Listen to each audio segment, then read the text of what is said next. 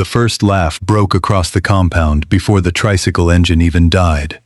It rolled to a stop outside Madame Makiru Maduka's gate, bright yellow under the afternoon sun, dressed in cheap wedding ribbons that fluttered in the harmattan breeze, as though they too were ashamed to be there. Red balloons tapped softly against the metal frame. A little cardboard tag tied to the front had the words, *just married aced, written in glitter. By the time the engine coughed into silence, nearly every guest under the white canopy had turned. Then the second laugh came, then a third, then a wave of them, not quiet laughter either, not the kind people hide behind, had turned. Then the second laugh came, then a third, then a wave of them, not quiet laughter either, not the kind people hide behind, the kind that wanted the person being laughed at to hear every sharp edge of it. At the top of the tiled steps, Amara Eze stood in a white wedding dress that suddenly felt heavier than stone. Her veil had been pushed back, but one side still clung to her braided hair. Her makeup artist had left 20 minutes earlier, proudly telling everyone the bride looked like royalty. Now the same guests who had praised her face were staring at her as if she were part of a joke the heavens had decided to play. A group of young men near the gate were laughing so hard one of them had bent forward and slapped his thigh. Even Chioma, Amara's cousin, did not try to hide her delight. She stood beneath the flower arch in a fitted champagne gown, one hand curled around the arm of Desmond Adebayo, the man who had been introduced to the family for 6 months as Amara's future husband. Chioma's mouth was curved in victory. Desmond's expression was smoother, more careful. "This," she said loud enough for everyone to hear, "is what happens when a woman throws away the hand pulling her toward honor." Amara did not answer. She could not. Too many things had shattered too quickly for words to arrange themselves properly in her throat. Just 3 hours earlier, this same compound had been full of music, photographers, caterers, and family friends praising her late father's memory and congratulating her on what they called a good match. She had been dressed as a bride for Desmond Adebayo, the polished developer who smiled for cameras, donated during harvest festivals, and shook hands like he had been born already practiced in it. Then, in the small inner sitting room where final registry papers were being arranged, she had found another document hidden beneath the marriage forms. A land transfer, her father's riverside property, her signature line already marked.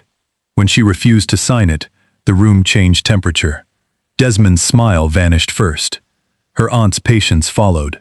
By the time voices began rising, the real truth had entered the room like smoke. Desmond had never wanted Amara. He wanted legal access to the land her late father had left behind. And if Amara would not give him that access, Chioma was more than willing to step forward in silk and perfume and take her place beside him.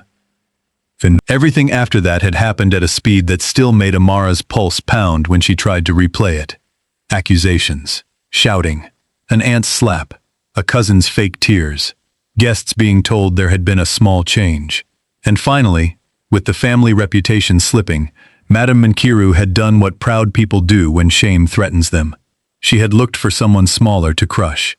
"If you think you are too good for the life we arranged," she had hissed at Amara, "then go with the one who has been circling this gate like a hungry fly." One hand still resting on the handle of the decorated tricycle, his face calm, his posture steady, his eyes not laughing. "Amara," he had said, in a voice low enough to carry dignity even through humiliation, "if you want to leave this house with your name still your own, come with me." Now he stood beside the tricycle once more, one hand on the open side, waiting. No performance, no speeches, no begging, just waiting. Amara looked at him properly.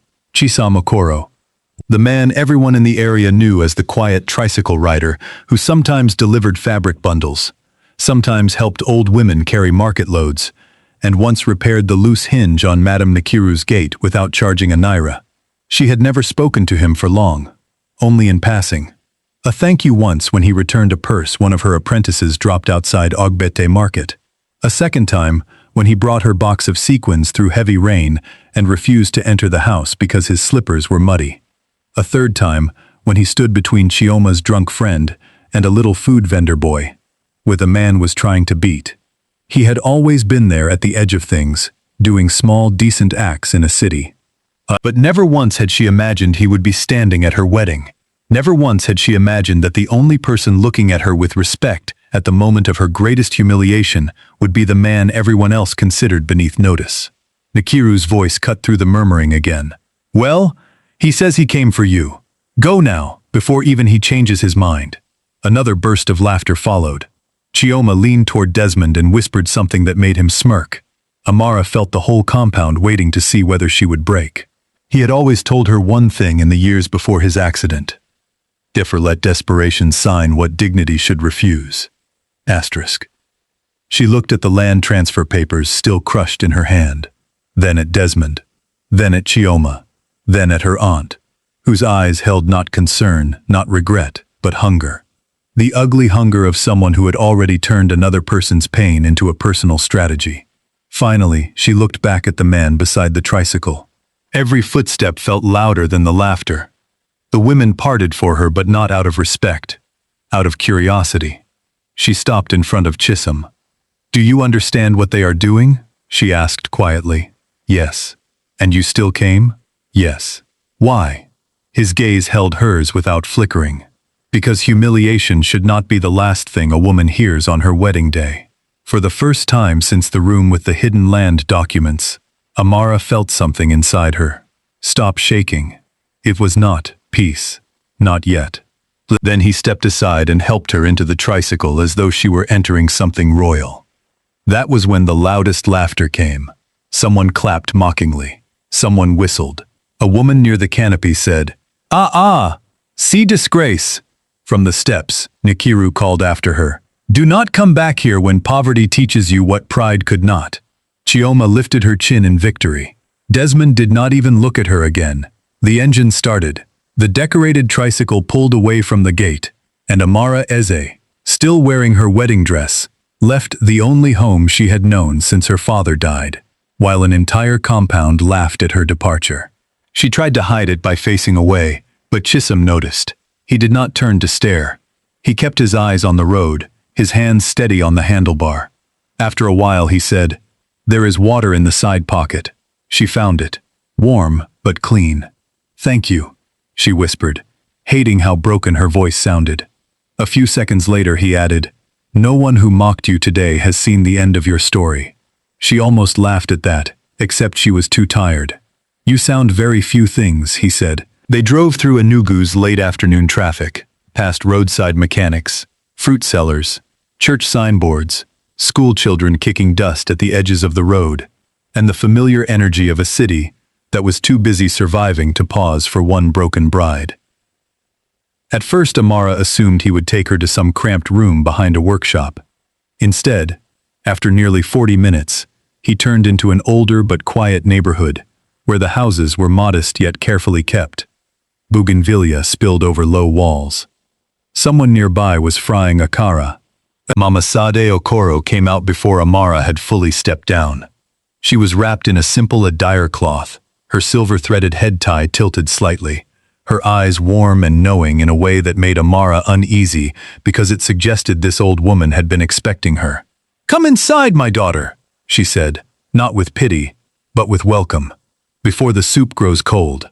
Amara looked from her to Chisom. "You told her?" Mama Sade answered before he did. "My son tells me only what is necessary." A bookshelf sat in the corner, with far more titles than Amara expected to see, in the home of a man everyone called an ordinary tricycle rider. Legal biographies, trade journals, books on city planning, energy systems, agricultural supply chains. She noticed them only because she had always been the sort of person who read rooms through details. She turned. Chisom had followed her gaze. Before she could ask, he said, "I read at night. That kind of reading? I do not like wasting evenings." Something about the answer made her study him more carefully. His clothes were plain, yes, but his sentences were too measured. His silence was not emptiness. "One room ready." As if this had all been imagined before it happened. As if somewhere ahead of the humiliation, someone had already made space for her survival. That night Amara sat on the edge of a bed in a small, clean room, still trying to understand how one life had ended and another had begun before sunset. Her wedding dress lay folded over a chair. She wore one of Mama Sade's wrappers now. Her face washed clean, her eyes swollen. Then the front gate opening and shutting. She wore one of Mama Sade's wrappers now. A black SUV had stopped outside the compound. Not old, not rented looking. New, dark, expensive. A man in a suit stepped out, holding a folder. He greeted Chisom with the kind of respect people do not accidentally give, not the relaxed respect of neighbors. Something sharper, professional, controlled. Amara could not hear the words, but she saw the man hand over the folder with both hands. Then she saw something even stranger. He called Chisom. She stared. He sipped his tea. "You are going to insult my intelligence this early?" A pause. Then, almost gently, "Not insult. Protect." From what? From answers that are safer in the right order. Amara's jaw tightened. "I left my family yesterday in a decorated tricycle while half of Enugu laughed. I am not in the mood for mystery." "Neither am I," he said. The answer lingered in the air between them. Then Mama Sade entered with Akara and Pap, and the moment passed. But not the question. That question stayed. It stayed through the first week of her new life, through the whispers she heard from neighbors who were too polite to pry openly, through the radio gossip from her former compound, through the ache of public disgrace slowly hardening into private caution. 3 days after the wedding, her aunt's message arrived. A brief text, and then she stood, changed clothes, and told Chisom she was going to collect her belongings. "I will take you," he said. "I can go alone." "I know." That was all. Yet somehow he still ended up beside her in the tricycle 20 minutes later. Madame Nkiru did not invite them inside. She made them wait in the courtyard, as if receiving debtors. Chioma emerged halfway through the confrontation wearing a silk robe and satisfaction. "So you really came back," she said. "I thought pride would at least feed you for 1 week." "They belonged to my father. They are under this family's protection." "This family?" Amara's voice sharpened. "Or your plans?" Chioma laughed softly. "Please, still acting like some heir to a kingdom. Desmond was right to be careful with you." Chisom, who had remained silent until then, finally spoke. "You should let her take what is hers." Chioma looked him up and down with glittering disdain. "Nobody asked you." He met her stare without emotion. Amara felt cold. "My father died before he could defend himself. Do not talk to me about what should be buried." For a fraction of a second, something flashed in Nkiru's face. Fear. Real fear. Then it disappeared. "You have made your choices," Nkiru said louder, returning to performance. "Take what we are willing to release and go." As they loaded the machines, Amara noticed Desmond's luxury SUV in the back driveway. He emerged moments later, Desmond's self. Then his eyes shifted to Chisom. Dismissal. Amused face. Desmond's self. Then from bride of a developer to wife of a tricycle man in one afternoon. Amara said nothing. Desmond continued, voice soft. "It did not have to be ugly. All you had to do was cooperate." "With theft?" "With family alignment," he corrected. Chisom stepped forward before Amara could answer. "If your alignment requires hidden documents, it is usually not legal." Desmond laughed. "And who are you?" "Counsel to market drivers taken under pressure." For the first time, Desmond's expression changed. "Not much. Just enough." Desmond's expression changed. "Not much. Just enough." That night, while unpacking her fabrics in the spare room Mama Sade had helped clear, Amara found something stitched into the lining of one old wrapper bundle from her father's study. A folded tracing sheet. She opened it carefully. It was an old survey sketch of the riverside land. Across one corner, in her father's familiar handwriting, were the words, *Original Trust Layout. Final deed kept where light enters through colored glass. Do not hand to Rotimi. Jude's mission workshop, where he used to volunteer on Saturdays repairing benches and drafting repairs for free. She folded the sheet slowly. When she looked up, Chisom was in the doorway. He had not spoken. He had just seen her face and understood something mattered. "What did you find?" he asked. She hesitated. Then, to her own surprise, she handed him the tracing sheet. He read it, very carefully. When he lifted his head, the calm in his face had tightened into something harder. His silence lasted too long. "Because you know him," she said. She handed him the tracing sheet. He read it. His business. That word again. What business, Chisom? He looked at the paper once more, then back at her. The kind that has already buried one man and is trying to swallow a second family. It was too much, too vague, too careful. Amara stood up so fast the chair scraped the floor. "I am tired of speaking to you through curtains. If I am your wife in public, a burden in private, and a secret in every room, tell me now, are you a criminal? Are you using me? Did you marry me because of this land?" The last question seemed to hit him hardest. He stepped inside and shut the door behind him, but kept his distance. "No," he said quietly. "I married you because the people circling that land would have destroyed you once you stopped being useful. The land made you a target. It did not make you a person. That came first." Amara's breathing slowed, but only slightly. "Then tell me everything. I cannot tell you everything tonight." She let out a bitter laugh. "Of course. But I can tell you this. Your father did not die in simple bad luck. He discovered documents he should not have seen. He was preparing to challenge an acquisition chain. That's Wolf's. This whom? Why?" A shadow moved behind his eyes.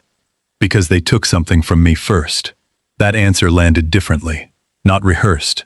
Not strategic. Wounded. Before Amara could ask more, Mama Said knocked once and entered with food, looked from one face to the other, and sighed the way older women do when younger people are standing in the middle of truths too large to finish before dinner. "Eat before revelation kills your appetite," she said. "There is enough trouble tomorrow."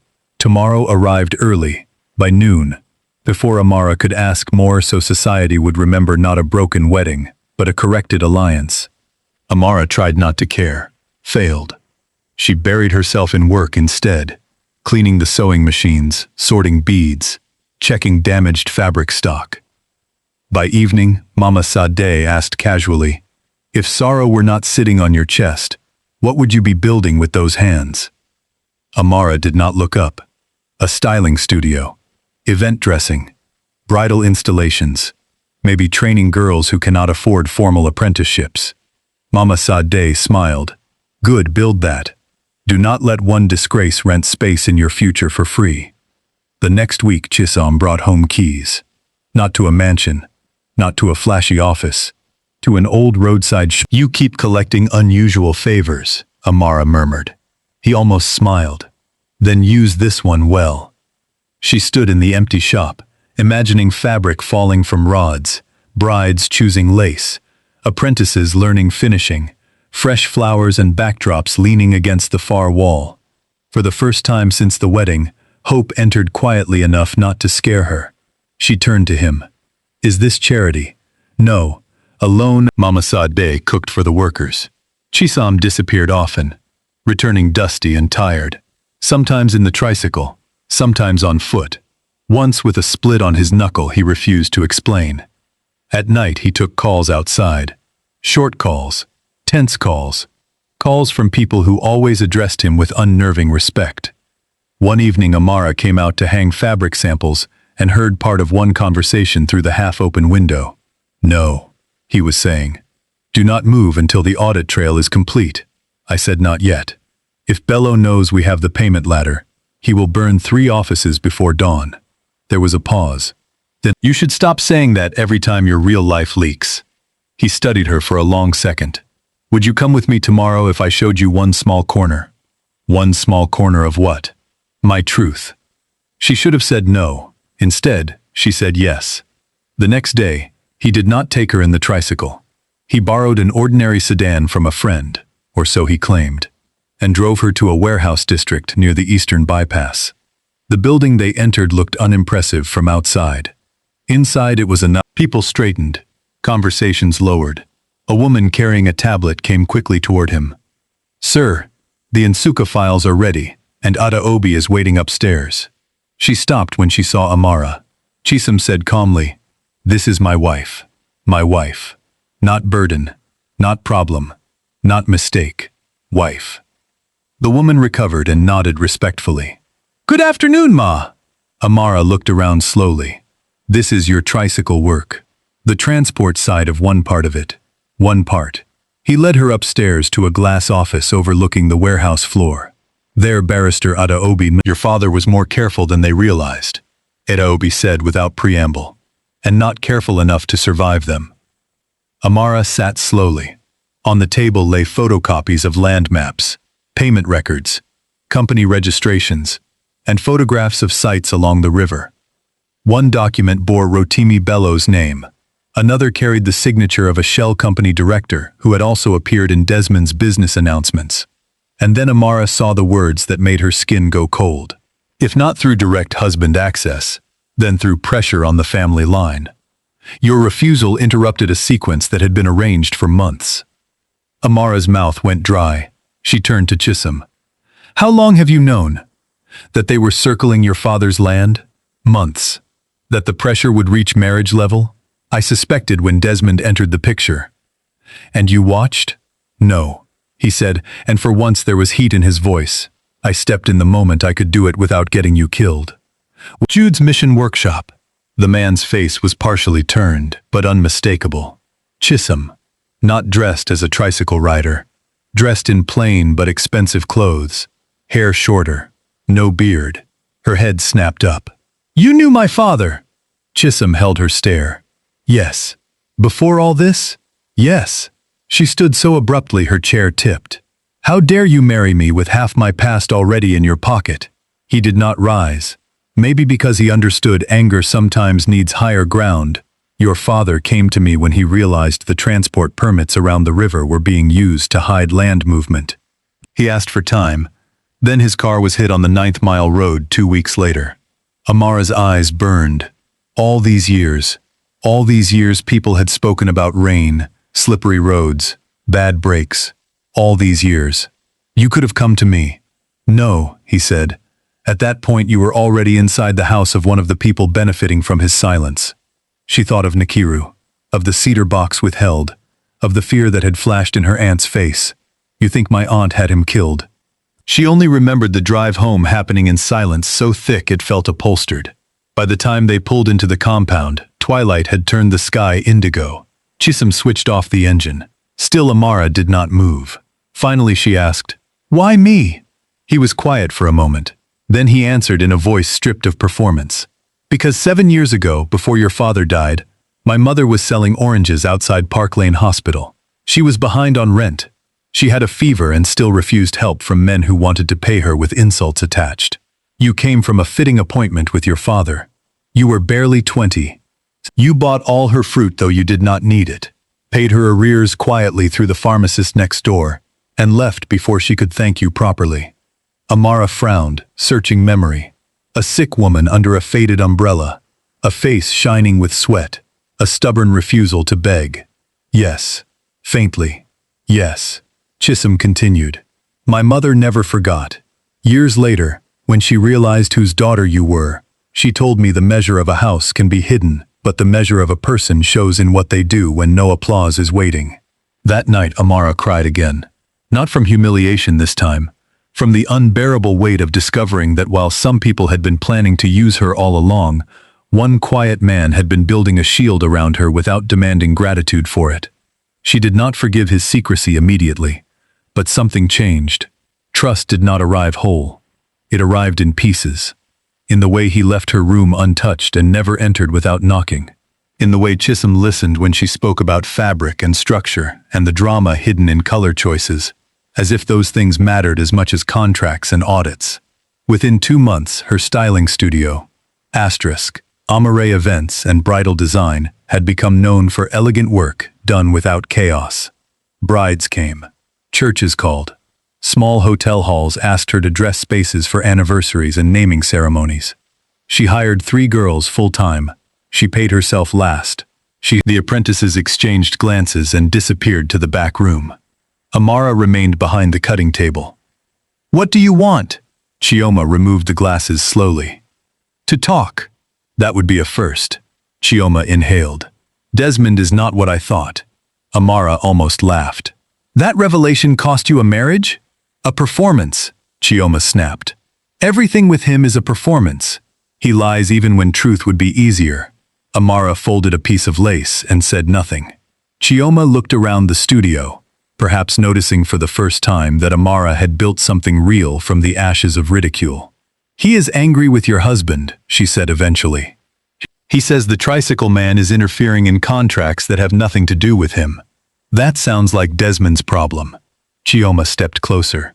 "You think this is a joke? Men came to our house last week. Not policemen. Not exactly. They searched Desmond's study while he shouted on the phone. My mother is terrified. She keeps saying this is because you would not let things go." Amara's eyes narrowed. "Things? You mean forged papers and stolen land? I heard your father's name. I heard Desmond say if the original survey ever surfaces, everyone will run to Abuja before sunrise." Amara's heartbeat quickened. "Did you hear where the originals are?" "No. But I heard one more thing." Chioma looked at her then, and for once envy was not the strongest thing in her face. Fear was. Desmond said, "If your husband keeps digging, the tricycle disguise will not protect him forever." Amara went cold. By evening, she had told Chisom everything. He listened without interrupting, hands clasped behind his back, as he paced the veranda once, twice, then stopped. "Lee, move the studio records tonight," he said. "I am not leaving my business." "I did not say leave. I said prepare." That same night, Barrister Ada Obi arrived with 2 men from Chisom's internal security team, though she called them simply staff. Boxes were packed, digital records copied, key client files removed discreetly. At midnight, as if on cue, dogs started barking outside. By 12:10, someone was at the studio's back window. By 12:15, glass shattered. Amara, who had insisted on staying in the bungalow instead of sleeping above the studio, jolted upright to the sound of a call coming through Chisom's phone. He turned. "I think if they did not find what they wanted at the studio, they may try the house next." Those words ended the argument. By the time they reached the studio lane, neighbors were gathering. One side window was broken. Flower stands lay overturned. But the most chilling detail was what the men had ignored. They had not taken cash. They had not taken machines. They had searched files, specific files and the lies around Desmond as parts of one long machine that had been moving for years. Amara watched his face change as he listened. When he returned, his voice had become very still. "Bello tried to move funds through 3 fronts tonight. We intercepted 2. The 3rd is already flagged." "You speak like a man giving orders," she said quietly. He held her gaze. "I am." By sunrise, the first public crack appeared. A business page online carried a brief report about irregularities in a group of riverfront development approvals, linked to Shell transport firms. No names yet. "Tell your husband to stop reaching above his class," he said. Amara remained behind the front desk. "My husband's class seems to be confusing many people these days." One of the men snorted. Desmond ignored it. "You think marrying a street man makes you brave?" "No," she said evenly. "Being lied to by polished men taught me that." He leaned forward. "Listen to me carefully. There are signatures, witnesses, and timelines that can bury your aunt, your cousin, and perhaps even the memory of your father, under criminal allegations. People you pity can become collateral very quickly. Tell your husband to back away, or everyone you still call family will drown first." That was answer enough. When Chisom came in through the back door moments later, the temperature in the room changed so sharply it almost felt physical. He had no bodyguards visible, no dramatic entrance, just a dark shirt, rolled sleeves, and a face that had finally dropped all pretense of harmlessness. Desmond straightened. "I'm speaking to my in-law," he said. Chisom came to stand beside Amara. "Then you should speak more carefully." Desmond laughed tight. "You," he said quietly. "You're the one behind the audit requests." Chisom said nothing. Desmond stepped back once. "Interesting." Then he turned and left. That evening, Amara found Chisom in the compound after sunset, sitting on the low wall near the potted palms. "You could have told me earlier," she said. "Yes. Why didn't you?" "Because every time I considered it, I imagined the first call Bello would make, after hearing my name in your mouth. Enough that if I had arrived at your aunt's house in a convoy, She would have sold you with gratitude. Amara looked away because the truth in that hurt more than she expected. He continued, quieter now. I came in the Tricycle because it is where I have been working from for months. We were mapping extortion routes, fuel diversions, permit fraud, and illegal acquisition patterns from the ground. Men reveal more when they believe the person hearing them. Does not matter. And you, Summerdian. Link Group announces new regional expansion summit in Enugu. The article carried an old formal photograph of the group's founder-chairman, Chisom Okoro. The beard was shorter in the picture. The eyes were the same. Amara was in the studio when an apprentice shoved the phone toward her with both hands. Madam, this man... Amara took one look and sat down hard. The room blurred. She read the article once, twice, again. Transport. Clean mobility. By the time she reached the house that evening, every emotion in her chest was colliding at once.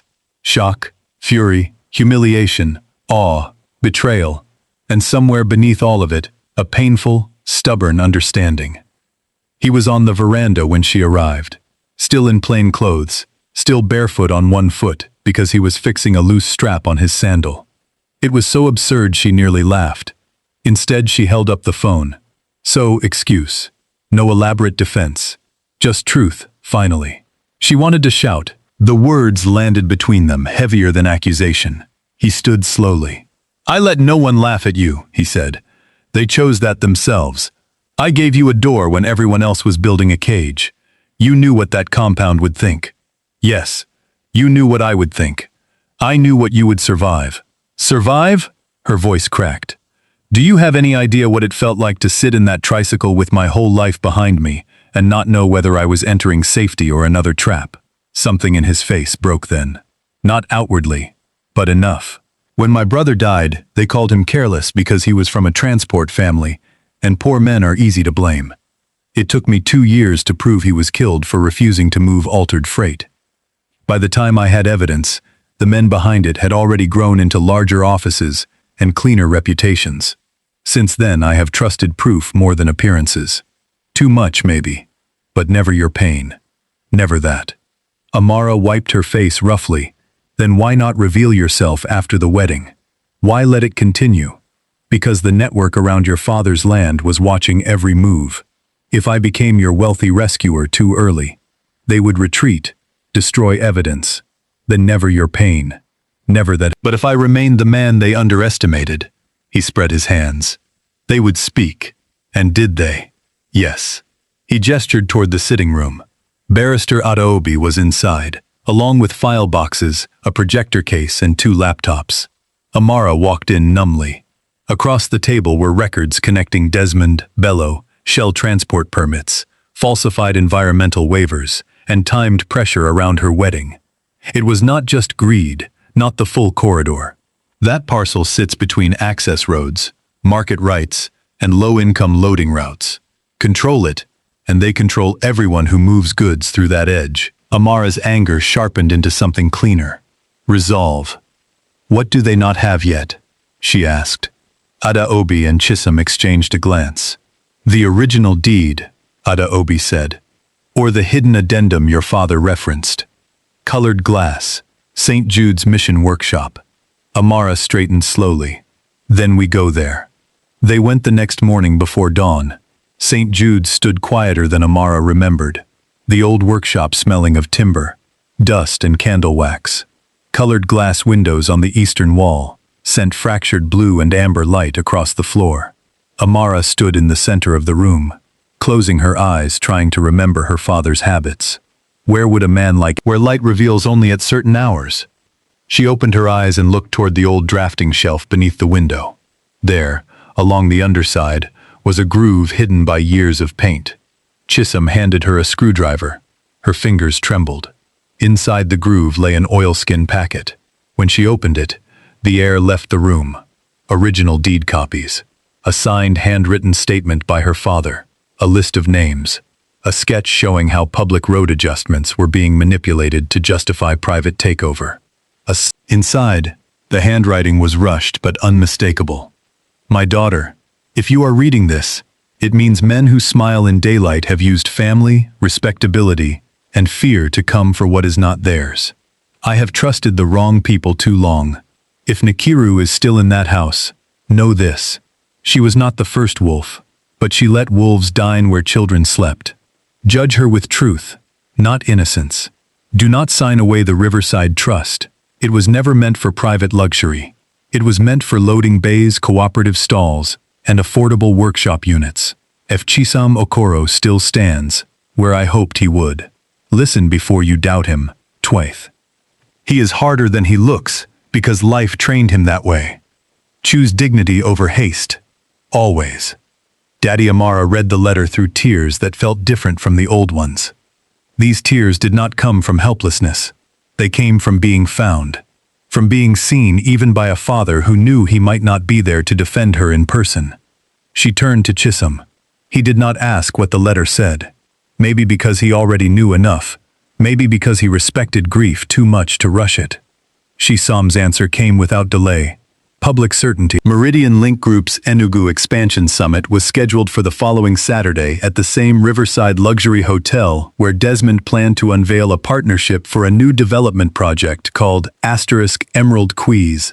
He had no idea his chosen investor was the very man he had mocked at Amara's wedding gate. He had no idea the tricycle groom he dismissed would be delivering the keynote. He had no idea the room he believed would crown him would become the room that ended him. On the morning of the summit, Amara stood in front of a mirror while one of her apprentices fastened the final clasp of a deep emerald dress she had designed herself. It was elegant, strong, and impossible to ignore. Not bridal white, not wounded softness. A woman's answer to survival. When she stepped out, Chisom was waiting in a black suit cut so perfectly, she surprised herself by smiling. Then his expression grew serious. Once we enter that hall, some relationships will not survive what comes out. Amara thought of her aunt. She surprised herself by smiling. Then his expression grew serious. Once we enter that hall, some relationships will not survive what comes out. Amara thought of her aunt. Sisista, her cousin. The years inside that house. The small kindnesses buried under larger betrayals. The father she lost. The life they tried to force.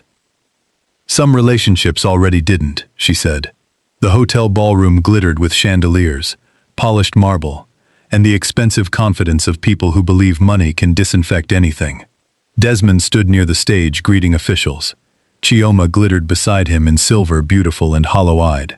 Commissioner Bello laughed too loudly near the front row might arrive lace. Not slowly, not subtly, like a power cut in reverse. Faces turned, whispers shot outward.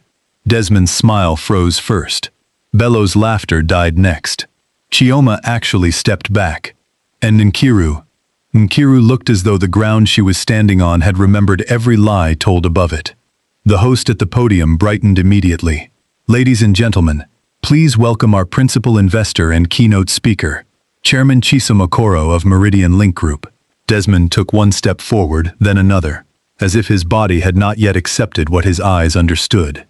Chisom did not even look at him. He walked Amara to the front row, waited until she sat, then went to the stage. When he began to speak, his voice carried without strain. Good afternoon. In our part of the world, we often say roads reveal what speeches try to hide. Goods move, people move, money moves, and if one watches carefully enough, corruption also moves, though it usually prefers private doors. Not public office used as a ladder into private greed. Now the room was completely still. He signaled once. The screens behind him lit up. Document chains, payment trails, survey overlays, company registrations, photographs, meeting logs, and then, on the largest screen, Amara's father's handwritten statement. A sharp collective inhale moved through the hall. Desmond found his voice first. This is outrageous, he said, stepping forward. This is a defamatory stunt. Barrister Ada Obi rose from the side aisle with 2 anti-corruption officers and a court filing packet, already in hand. The court thought you might prefer the documents in person. Bello's face drained. Chioma pressed a hand to her mouth. Nkiru swayed where she stood. Desmond recovered quickly enough to point toward Amara. She is doing this because she was rejected. Amara stood. Her chair scraped the floor. The sound echoed. For the first time since entering the hall, every eye turned fully to her. She did not rush. She had been silenced too many years to waste her first clean moment on trembling. "You did not reject me," she said. "You came to my wedding with a marriage certificate in one hand and my father's land transfer hidden underneath it. When I refused, you switched brides as if women were signatures wearing makeup. Then you laughed when I left in a tricycle because you believed wealth only looks like leather seats and convoys." She turned slightly toward the audience. But some people arrive quietly because truth does not need a siren. Across the room, someone began clapping once before stopping awkwardly. Just honestly, for the first time in years. She took one slow step forward and looked at Amara. "I never wanted your father dead," she said. The room seemed to stop breathing. Her voice shook. "I signed one temporary paper because they told me it was only to secure debt space after your uncle's business collapsed. I thought I could reverse it later. Then more documents came. Then threats. Then favors. Then silence became its own prison.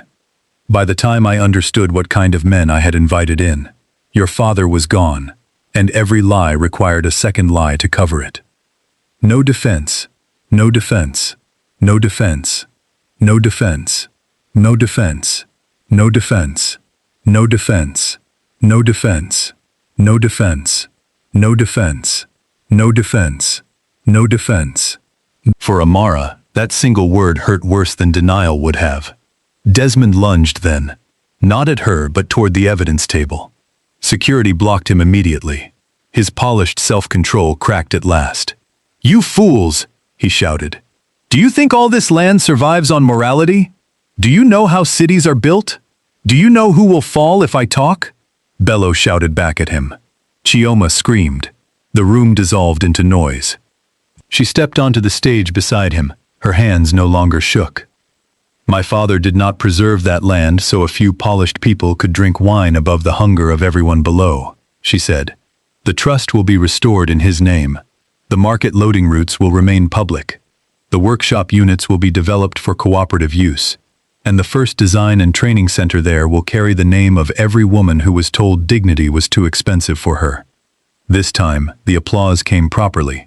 Not because society had been entertained, because truth, when finally spoken without permission, has a sound people recognize in their bones. Secret tycoon reveals massive land fraud at Enugu Summit. Asterix property developer. Official questioned over Riverside documents. Woman mocked for Tricycle wedding walkout. Emerges at center of major fraud exposure. But the headlines mattered less than what came after. Accounts were frozen. Offices were searched. Files once thought buried surfaced in full, because too many frightened men rushed to save themselves at the same time. Chioma left Desmond's house before the week ended. Not nobly, not transformed overnight, but broken enough to finally see that glamour had never loved her back. Secret tycoon reveals massive land fraud at Enugu Summit. Secret tycoon. Sir, she wrote Amara 3 letters before Amara answered 1. Forgiveness did not come fast. It did not come cheap. But neither did Amara want to spend the rest of her life chained to inherited bitterness.